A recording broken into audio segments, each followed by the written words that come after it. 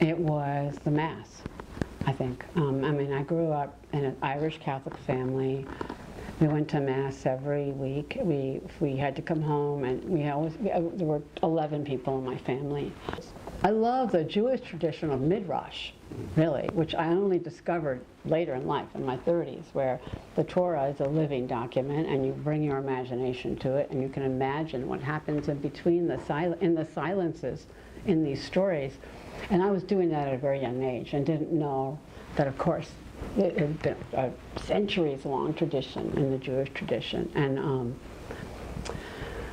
because I just was fascinated by the stories. They were archetypical stories in what we call the Old Testament, or the Torah, and the New Testament as well.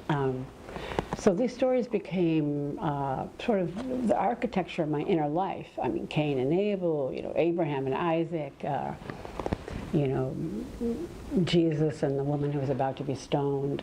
These were moral, huge stories to me, and I was fascinated with the characters in the center, on the edges, all around. So that was the first real art I knew. And then my parents had in our living room these huge books that had prints of famous paintings in them, tissue paper, and I would look at these paintings, and there were lots of crucifixions, and there were different, I wonder what happened to those books.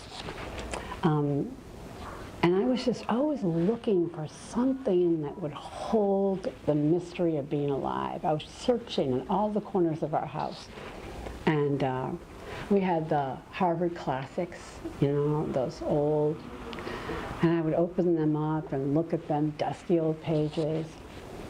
And every once in a while I would find lines that seemed to hold the mystery of being alive. Or I would see a painting that would hold it. And then Bob Dylan came out and he held it. And, so I grew up, I was born in 1950, so I was perfect baby boomer. The Beatles, Dylan, all those people. But Dylan too, used to refer to these stories. I grew up in the Irish Catholic household. We went to Mass every Sunday, of course, and we had a large brunch after Sunday Mass, and there were 11 of us. It was a formal brunch at our dining room table, and my mother would ask us to talk about the gospel and the epistle.